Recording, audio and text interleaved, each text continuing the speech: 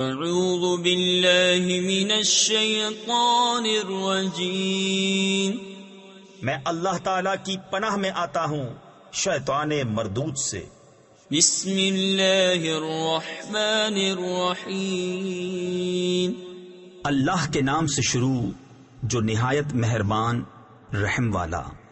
لا اقسم بهذا البلد وانت حل بهذا البلد، مجھے اس شہر کی قسم کہ اے محبوب تم اس شہر میں تشریف فرما ہو۔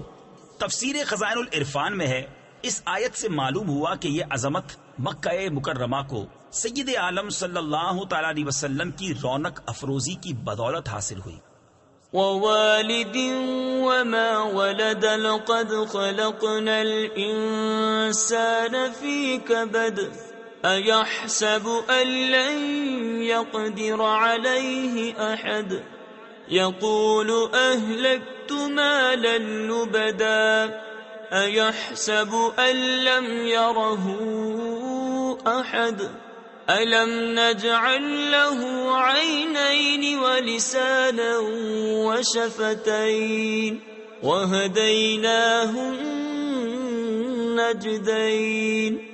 اور تمہارے باپ ابراہیم کی قسم اور اس کی اولاد کی کہ تم ہو، بے شک ہم نے آدمی کو مشقت میں رہتا پیدا کیا۔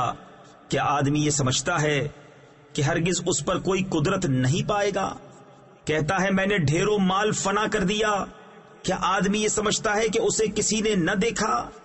کہ ہم نے اس کی 2 آنکھیں نہ بنائی اور زبان اور 2 ہونٹ اور اسے 2 ابھری چیزوں کی راہ بتائی؟